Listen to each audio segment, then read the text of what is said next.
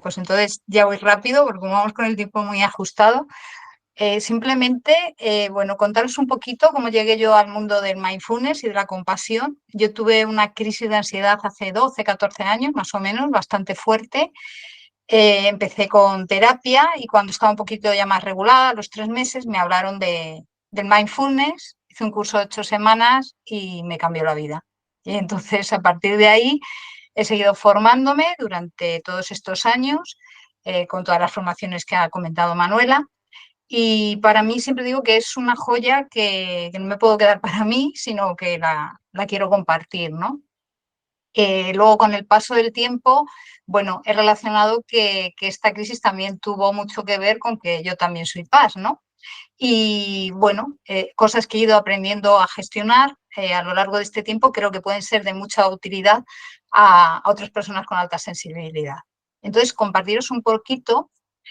Dentro de los 4 pilares de la alta sensibilidad tenemos la profundidad de procesamiento, que ya sabéis que tenemos unas buenas predicciones, somos personas muy creativas, una reacción emocional más intensa en ambos polos de la escala. Si nos vamos a la O, a la saturación, altos niveles de excitación, reducción del rendimiento, se activa el sistema nervioso simpático. En la E, la intensidad emocional se manifiesta tanto en emociones positivas como negativas, aparece frente a la falta de gestión emocional, reacciones exageradas. Y si nos vamos a la S, de sensibilidad sensorial, pues esta baja tolerancia a las entradas sensoriales, luz, temperatura, tacto, etcétera. Entonces, ahora es relacionar un poco qué nos puede aportar mindfulness a todas estas características que tiene la alta sensibilidad. Bueno, ¿qué es mindfulness? Proviene de tradiciones religiosas orientales, pero se le ha quitado las connotaciones religiosas, se ha investigado científicamente y digamos que se ha desarrollado protocolos específicos para poder utilizar tanto en terapia como en entrenamientos grupales. No es igual a meditación, aunque se utiliza la meditación a lo mejor para llegar a este rasgo, es un rasgo o estado y como os decía es un método secular. Tiene una sólida base científica y hay muchos estudios de neuroimagen. Y aquí os pongo un poquito, a partir más o menos del año 2004, las investigaciones científicas empezaron a subir exponencialmente y a 16 de enero de este año, en los primeros 16 días del año, ya había 22 nuevos artículos científicos sobre mindfulness. Y aquí una definición un poquito para que, bueno, que os suene, es una definición un poquito, hasta que no se practica no se entiende bien, pero bueno, para que os quede ahí un poco, es de John Kabat-Zinn, que está considerado como el padre del mindfulness, porque les trajo, digamos, todos estos estudios de estas tradiciones y los llevó al ámbito científico. Y dice así, que es la conciencia que surge de prestar atención de forma intencional a la experiencia tal y como es, en el momento presente, sin juzgarla, sin evaluarla y sin reaccionar a ella. ¿Qué nos sucede en un día normal?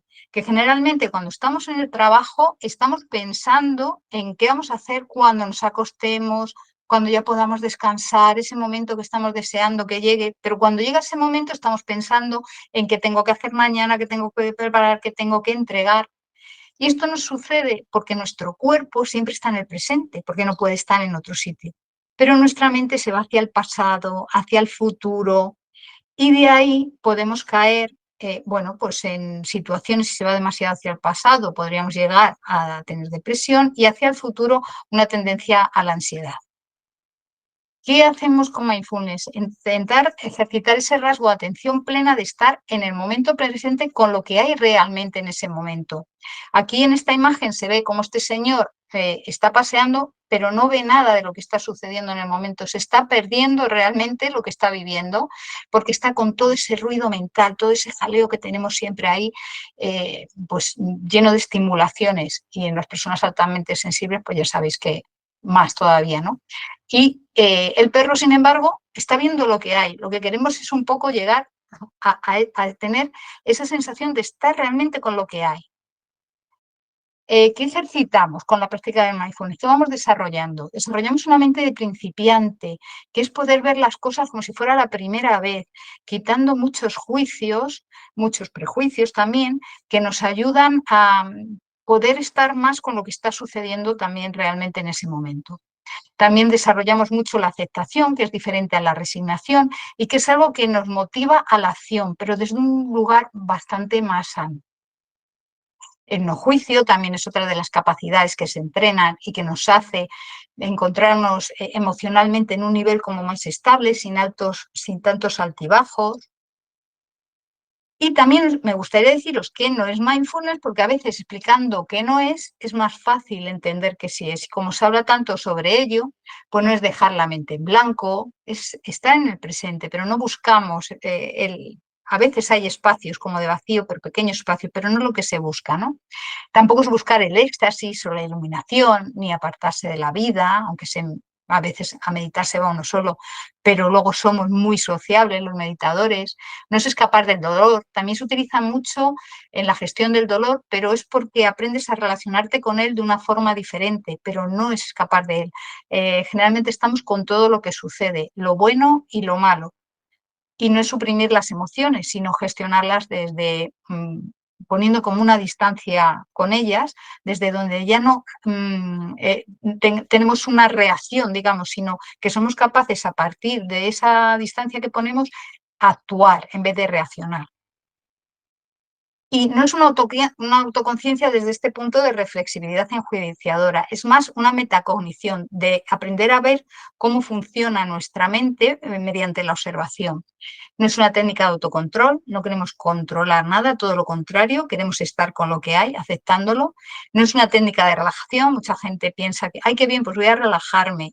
La relajación actúa a nivel físico y mindfulness actúa a nivel físico y a nivel mental.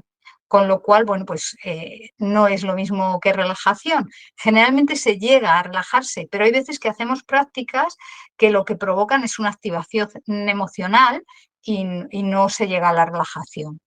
Y bueno, el mindfulness es experiencial, por eso es a veces también tan difícil de explicar, a no ser que se haya saboreado un poco con la práctica. ¿Y qué es la compasión? Porque la compasión para mí va un poco más allá del mindfulness. Y para mí el mindfulness fue como una revolución, ya la compasión acabó de cerrar un poco ese potencial y ese núcleo, ¿no? Según la Real Academia Española, según el diccionario, es un sentimiento de conmiseración y lástima que se tiene hacia quienes sufren penalidades o desgracias. Pero aquí no estamos hablando de eso en absoluto. Nos referimos más al término desde la psicología, que es la profunda conciencia del sufrimiento, tanto de uno mismo como de los demás, junto con un deseo genuino de querer aliviarlo. Esta definición, que viene de Paul Gilbert, pero bueno, que hay otros similares en relación a la compasión, se refiere a eso, a que no estamos en una situación de superioridad, de lástima hacia otro, no, simplemente donde hay sufrimiento queremos aliviarlo. Es una motivación, no es una emoción, es una motivación que orienta la conducta humana. También hacer algo para reducir ese sufrimiento. ¿Y qué no es compasión? Un poco lo mismo que hemos hecho con mindfulness. Pues no es lástima o pena, como os decía, no es indulgencia o buscar excusas. Ay, pobre de mí, claro, es que yo pues me voy a compadecer de mí porque estoy sufriendo. No, la compasión trabaja mucho con la aceptación que hemos entrenado en mindfulness, se toma conciencia de ese sufrimiento, de eso que está pasando, se acepta esa parte de sufrimiento que no se puede cambiar, dejas de luchar contra ella, con lo cual tienes mucha más energía para ponerla en lo que sí se puede cambiar. Y entonces ahí poner toda nuestra energía para eso, para actuar a partir de la compasión. Y no es debilidad, es algo que suele dar miedo también. Es que a ver si me voy a hacer muy débil, es que si la gente me ve muy compasivo me van a atacar. No, la compasión también puede ser una gran fortaleza. Tiene dos partes, la compasión suave y la compasión fiera, digamos. Y esa compasión fiera eh, eh, quiere aliviar sufrimiento también a veces desde un grito a un niño que va a meter los dedos en un enchufe. No es egoísmo, porque cuando nosotros estamos bien, cuando nosotros nos cuidamos, podemos estar bien con los demás. Entonces ese es el primer paso. Por eso no se puede considerar egoísmo, que es otro miedo que aparece mucho en las personas a la hora de practicar compasión. Y no disminuye la motivación para el cambio, todo lo contrario, lo que nos lleva es a un cambio positivo. ¿Y qué beneficios podemos asociar del mindfulness justo para la alta sensibilidad? Relacionándolo con los 4 pilares. Pues con la profundidad de procesamiento se reduce la rumiación, ayuda en la toma de decisiones y la alta responsabilidad y colaboración que tenemos las personas PAS ayuda en la adherencia de la práctica, que es importante para que funcione. Saturación, con respecto a la saturación, pues tenemos un centramiento de la atención en un único estímulo. Somos capaces de entrenar esa atención para llevarla allí donde queremos.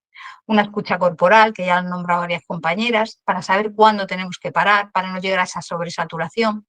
Una disminución de la necesidad de control, podemos soltar más y se activa el sistema nervioso parasimpático.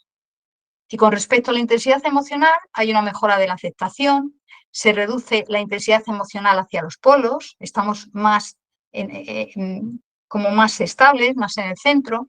Hay un entrenamiento de la ecuanimidad, que es ni aferrarnos mucho a lo positivo ni rechazar lo negativo, sino estar ahí en un estado más equitativo con todo, un estado de ánimo más estable y hay una mejor gestión emocional. Y con respecto a la sensibilidad sensorial, hay una mejora de la atención, un aumento del saboreo, que es el mindfulness de las cosas positivas. ¿Y qué beneficios tendría la compasión para los PAS? Pues hay una reducción del perfeccionismo, que muchas veces la perfección no existe y eso nos lleva a altos niveles de sufrimiento. Hay un menor aislamiento, porque se entrena mucho la humanidad compartida, ya no te sientes tan diferente o tan raro, te das cuenta que hay muchas personas así como tú y eso también da mucha fortaleza. Hay una disminución de la voz autocrítica, además de disminución empiezas a observarla, a distinguirla y la puedes cambiar por una voz autocompasiva que te va a empoderar de una forma mucho más positiva y saludable. Y por eso también se provoca un aumento del autocuidado. Lo más importante, la práctica, tanto en mindfulness como compasión. Hoy vamos con el tiempo muy ajustado, si no habría hecho una pequeña práctica, pero porque es lo esencial. O sea, lo importante es realizar la práctica, tener una dinámica diaria y ser constante. Y entonces, ¿cómo existirán los cambios? Del mismo modo que el ejercicio físico nos fortalece físicamente, nuestros músculos, pues el ejercicio mental desarrolla estas capacidades mentales. No es un milagro, esto también es importante decirlo, porque ahora como está de moda parece que sirve para todo, ¿no? Es un trabajo que es un recorrido y que da sus frutos, digamos, ¿no? Siempre decimos también que depende qué vayas sembrando en tu jardín, eso es lo que recogerás. Pero aquí es importante el trabajo, el compromiso, que es una ventaja que tenemos los PAS. Y me gustaría compartiros un poquito esta historia, que la cuento muchas veces porque me encanta, de unos niños que se perdieron en una cueva en Tailandia, supongo que a lo mejor habréis oído este caso, y cuando llegaron las labores de rescate pensaban, llevaban días a oscuras, sin comida, pensaban que iban a estar pues, con unos niveles de ansiedad altísimos, que iban a complicar mucho las labores de rescate. Y se encontraron que los niños estaban relajados, estaban tranquilos, colaboraron un montón. Y cuando empezaron a indagar por qué podía haber pasado esto, ¿no? Supieron que el entrenador, era un equipo de fútbol, el entrenador que se había perdido con ellos, era practicante de mindfulness y estuvo entrenando con los niños todo el tiempo. O sea que es algo muy potente en situaciones de crisis. Y bueno, esta frase de Kabat-Zinn me gusta así como para acabar, que no podemos parar las olas, pero podemos aprender a surfearlas. Así que bueno, muchas gracias. Os dejo aquí mi web por si alguien me quiere contactar, compasionplena.com. Y